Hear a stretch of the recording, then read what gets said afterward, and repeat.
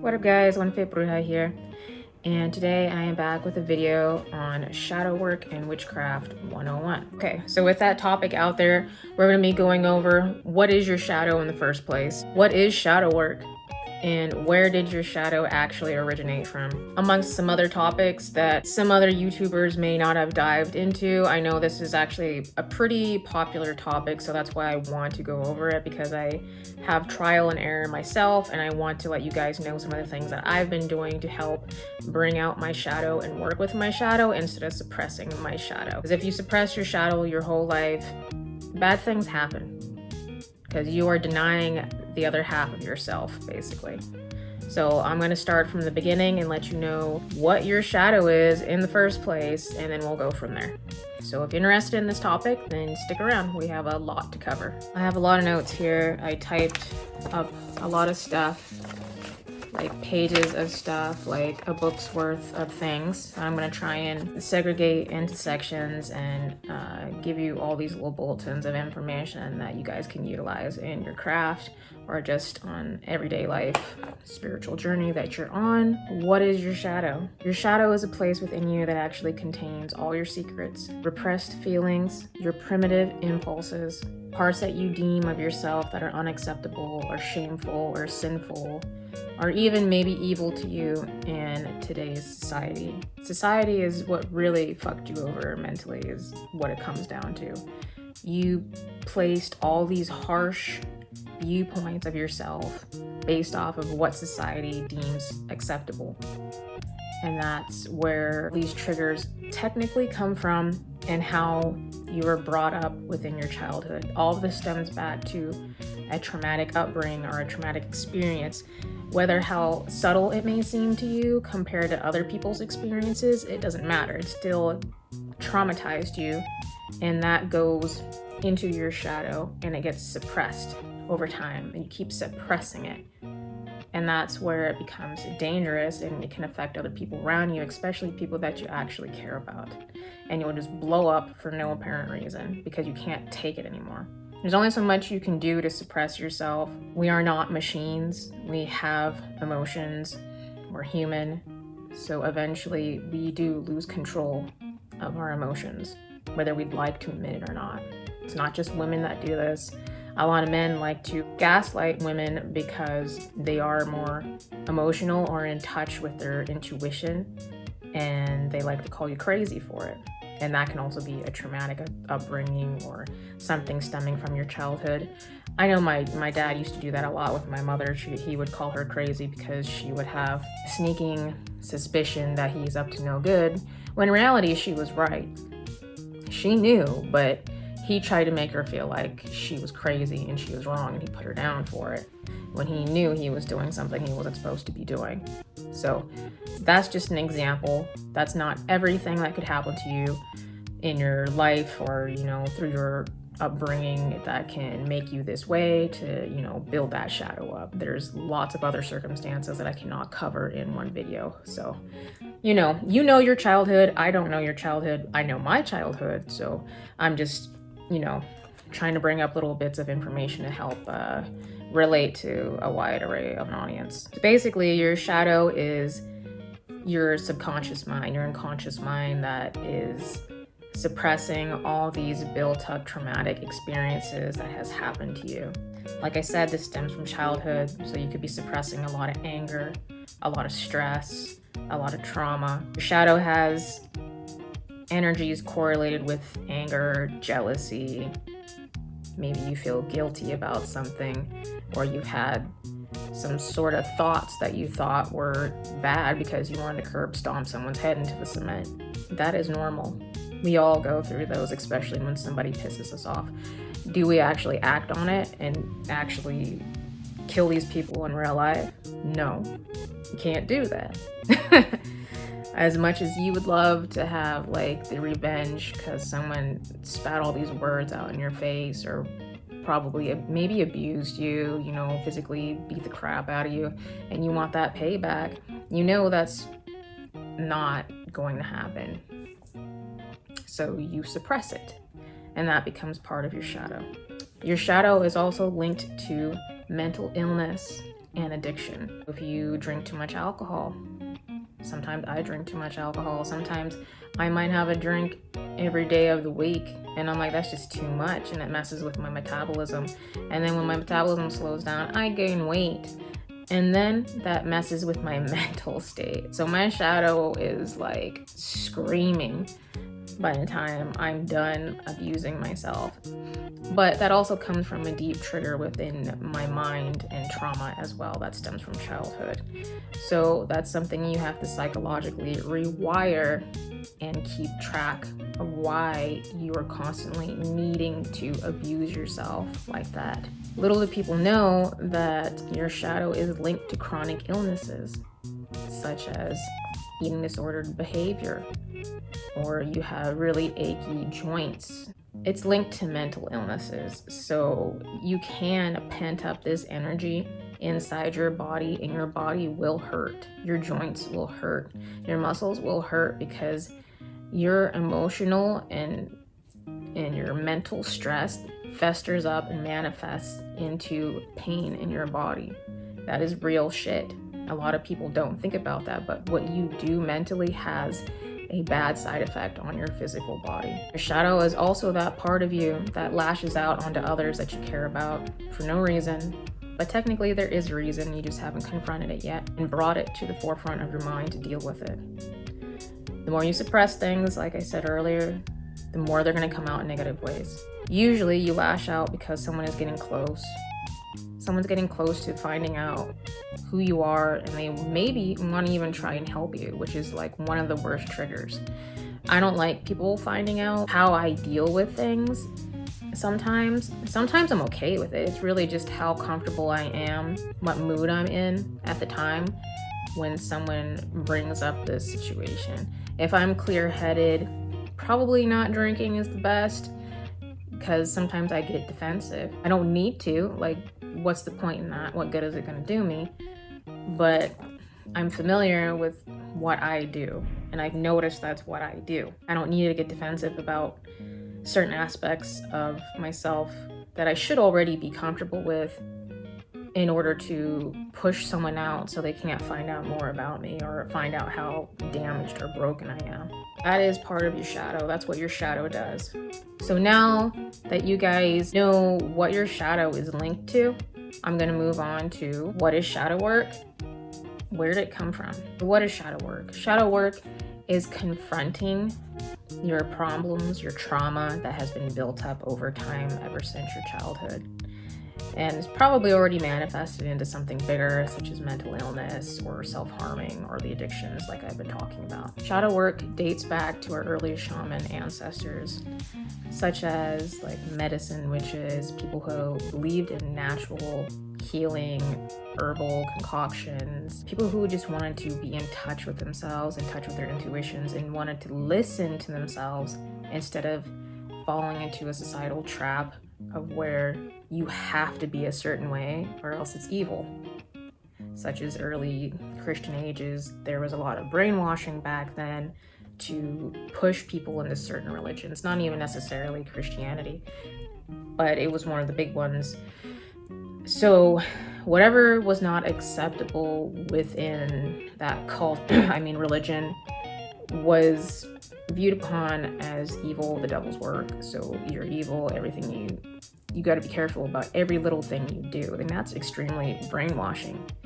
And some people don't want to fall into that trap. So that's why we have people who practiced natural healing remedies, such as the shamans and the witches, and the people who basically got outcasted for just listening to themselves and believing that they were their savior, they were their higher power. You can't have that. Why can you can't be in tune with yourself, and that's just too good to be true. That means you might have more power than someone else, and that's really what it came down to, is a bunch of power hungry people that want to have control over everybody. But I'm not here about to talk about religion like that. But I'm saying society, just in general, even nowadays, has a lot of pressure. So depending on your upbringing with your parents and whatnot, and the people you surround yourself with, that really messes with you mentally, can create a lot of trauma. Shadow work is actually practiced in psychology, so if you do see a therapist, they will have some sort of form of shadow work to teach you. Typically, your shadow needs to feel comfortable with the techniques that you're going to practice to alleviate and pull out your shadow and work with it and stop suppressing it. Shadow work means accepting the darkness within you. It's not even dark, it's just a side of you that you suppressed and overused the other just because you thought it was more acceptable than the other side of yourself. So you need to come to terms that love and light isn't everything. Love and light is actually fucking bullshit. I do not preach love and light, even though it takes a positive and a negative to make a whole, but at the same time, one is practiced way more than the other, and this love and light all over social media is a bunch of fucking bullshit. You need to confront the dark areas within you in order to preach love and light. And these people are acting like they've never had a bad day in their life. You need to bring that up, confront it, examine it, write down how certain things make you feel, and try to heal yourself. If you deny that you ever want to harm anybody, if you deny that you ever think a certain way, then you're full of shit and you can shove your love and light up your fucking ass. What it comes down to is that your shadow self wants to be acknowledged. It wants to be taken care of just like the other side that everybody else sees that you put your face on. That is your face, and your shadow would love to come out, be acknowledged and utilized just like the other half of you is. The more you suppress your shadow, the more incomplete you will feel. That's just how it is because you're denying your other half. And let's move on to spell work, witchcraft, shadow work 101. So just because you are practicing shadow work, it doesn't mean this is a one and done spell or ritual. This is something that takes time and dedication to yourself. It took you a long time to get to where you are now with your shadow, to what it has finally manifested into. Remember, this is linked to addiction, mental illness, chronic illnesses, pains in your body that you've been feeling has been built up until however old you are now. So it's great to be in tune with yourself at a younger age. Just imagine if all these resources were up on the internet or in a library or somewhere that you can get to easier.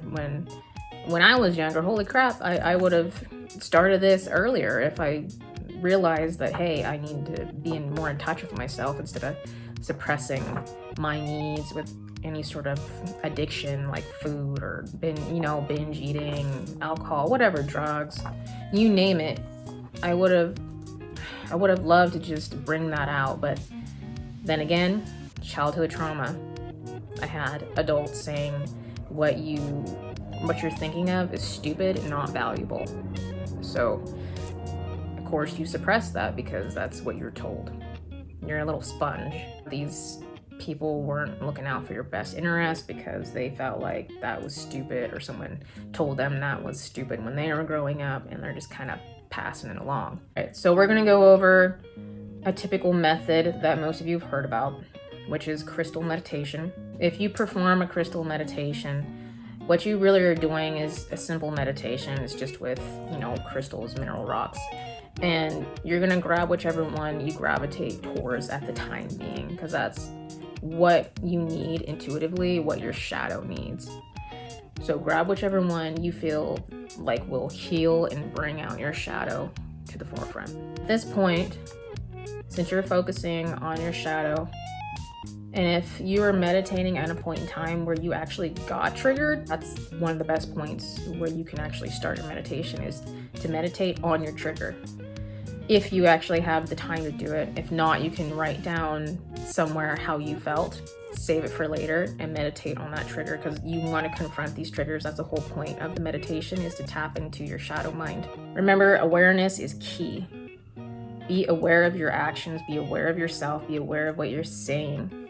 Basically, you have to learn to observe yourself in third person. Just like if you're dreaming, a lot of the time when I dream, I can see myself in third person. So if you can do that in real life and be aware of what you're doing, or at least more aware of what you're doing and what you're saying and what you're doing to yourself especially, that's going to help volumes. This meditation may not be easy, and you're going to have to sit with it for a while, especially if you've had walls up against yourself, against that pain, against that hurt that has built up all this time. You might even start crying, but this is normal. And at the end of your meditation, if you want to record how you felt, then do it. You can look back, reflect on it, put the date, put the moon phase of where it was at, etc., all the information that you feel would be valuable as a future reference. Next method is yoga or Tai Chi, which also Tai Chi is called shadow boxing. Hence, you're fighting with yourself. So that's pretty punny, at least I thought it was. These techniques help you feel your body in motion. This helps to open up your joints and your muscles and release that shadow pain that you've pent up in your body. This is real shit, okay? This energy is negative, and you've pent it up into your body for years without letting it out and suppressing it and pretending everything was okay. So you need some sort of outlet to get rid of that energy. So this is what it does. And this is what yoga or the Tai Chi is going to do, or any other sort of exercise that can create a zen and a balance within your two sides. You have to bring them together. And then you have to release the negative energy and utilize both sides of you as a whole. You need to work together to be balanced. That's what it comes down to. So stop fighting yourself and let each side work together and create a harmonious result that's actually good for you. So it can be a bodybuilding, swimming, the Tai Chi, the yoga. But this is something that's also something you would have to focus on, because this is slower movements, and that's exactly what you need to do. You need to slow down and sit with yourself. And a lot of people have a hard time doing this. They're like antsy and fidgety because they're fighting themselves. That's what it comes down to. It's not necessarily some sort of mental disorder that is doing it. Sometimes, I mean, if you are like ADHD and, you know, something ADD, you may be fidgety, but at the same time, you kind of are fighting yourself, and you haven't come to terms with how to settle your mind and your body at the same time.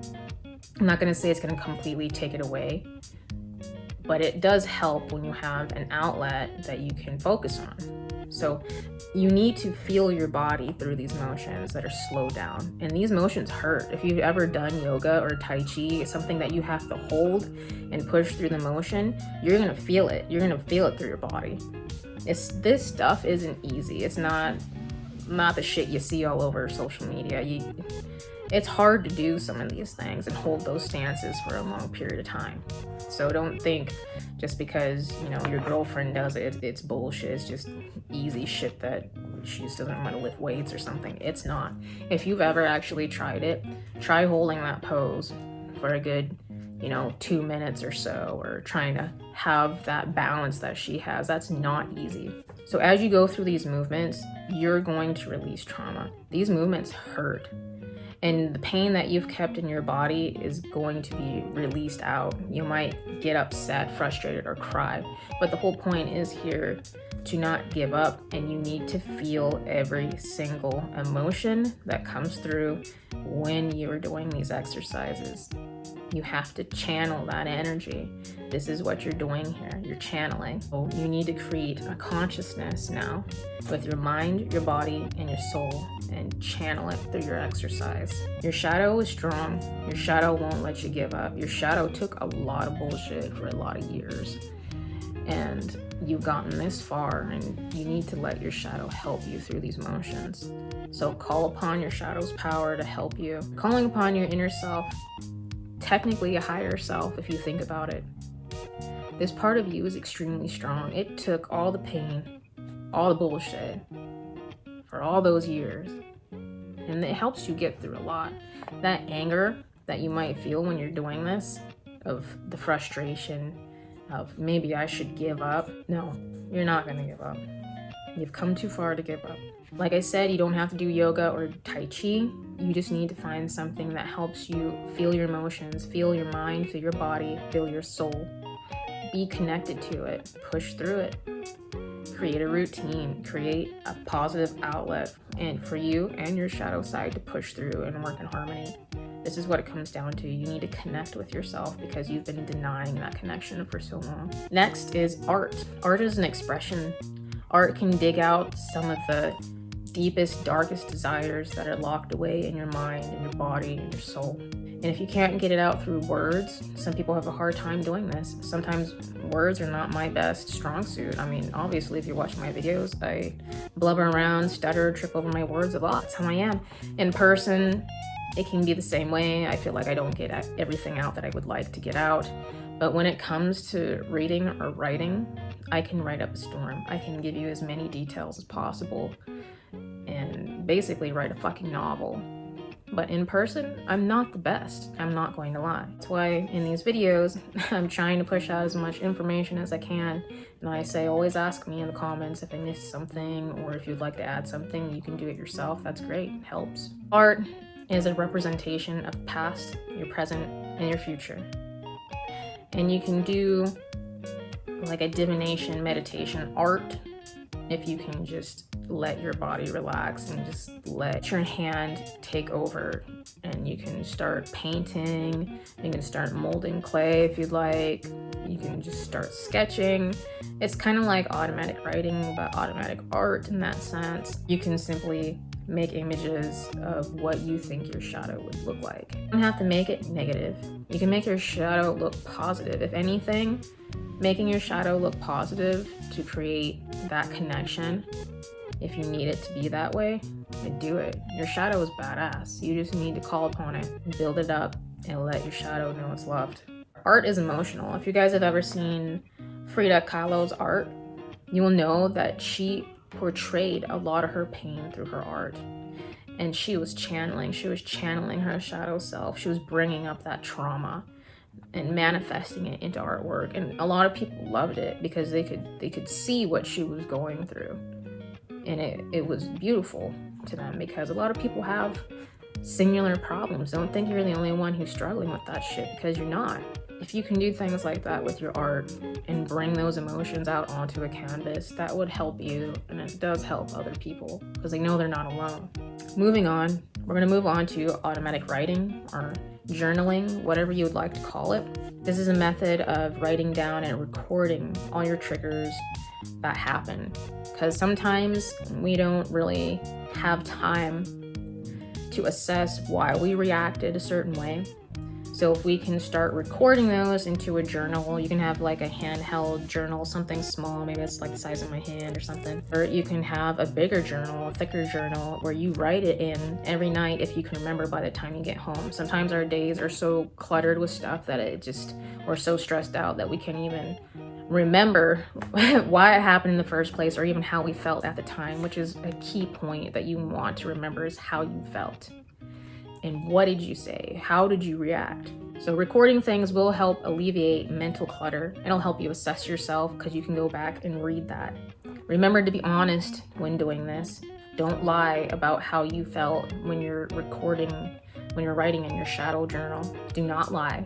You've already lied enough to your shadow. Stop doing that. Life is not rainbows and fucking butterflies. There's two sides to everything. So be honest with yourself. Don't lie to yourself. Write down what really happened so you can actually use that information in the future. Now, when you're writing down what happened, try to make a notes section of how you could handle this differently the next time it comes up. You just overreacted at work for some reason and you thought people were gossiping about you or something like that. And this is something that probably happened to you when you were younger, and the end result was shitty and negative, and it made you feel crappy about yourself. And now it's happening again. What can you do? Could you blow up on them and confront them? You could. Or could you report the situation to someone who has the authority to handle it in a way that will actually help you, and you didn't have to make a fool of yourself. Sometimes you do have to confront people, which is great because that gives you firsthand experience in how to handle the situation. And if it didn't go right the first time, take it as a learning experience, write down what you did and how you can do it differently again. So this is going to be an ongoing process. This isn't going to heal you overnight. All these techniques that I'm talking about are release techniques that are going to help get in tune with yourself, your mind, body, and soul. It's not going to be an overnight fix. The damage that you've done yourself is not overnight. It's going to take time. It's going to take years. Next up is bay leaf burning. So bay leaves are very versatile. You can use them for many things. This technique, you can literally write down on the bay leaf how you would like to be true to yourself. When you do that, think about it, imagine the things that you would want to do differently and how you could be more true to yourself, more authentic to yourself. And then you're going to burn that bay leaf and release it. It's so simple. And that's why I love bay leaves. They're versatile as fuck. You can do like anything with bay leaves.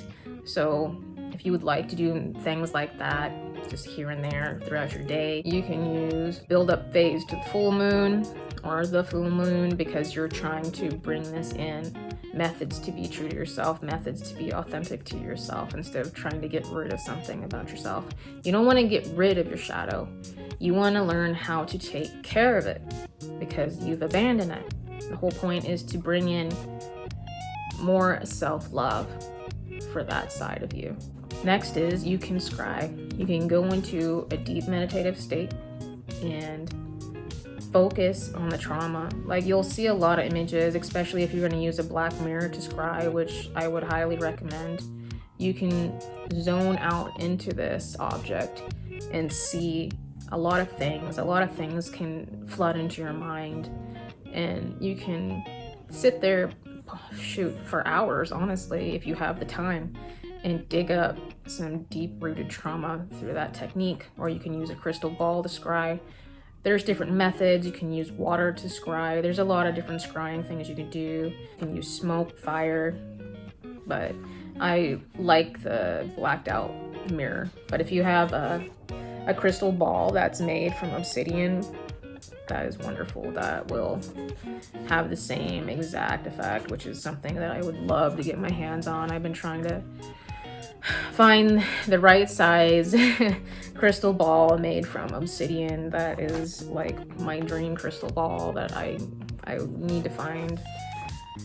First off, have enough money for, but I'm having a hard time finding the size that I want because I don't want a smaller one. I want a bigger one, guys. I want a big one. One that's like as big as my head, if possible. And that costs money. When you are scrying, be prepared for a lot of thoughts to like flood to the surface or images. When I scry into like a black mirror or some water, I get images. I don't get words or anything, and then the images, run through my head as thoughts and memories start flooding to the surface. Prepared for that. And it might be emotional, or trigger another response, or you might want to stop because you don't want to think about it, because you might stew on it, which is exactly what you need, because you can release that. Start bringing that up.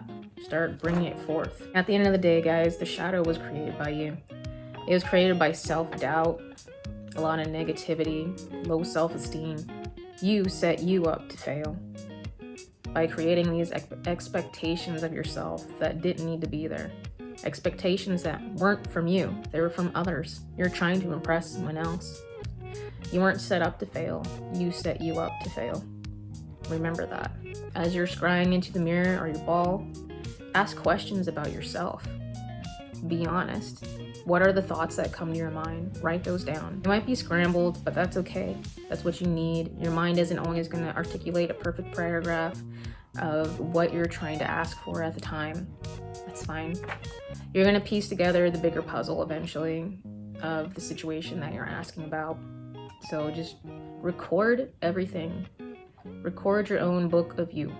That's what you're doing. Remember your sessions. Remember what days you did them on, the moon phase, how you were feeling. Even if you're on that time of the month, like record your days and everything, every little detail. That is really going to help you so much. All right, guys. So that's all I have for you today. If there's anything you would like to add about shadow work, then feel free to put it in the comments below, or if there's any other questions that you would like to ask me personally, then email me at onefootbruja@outlook.com and I will answer all your questions there. And until next time, I will see all your lovely little brujitas later.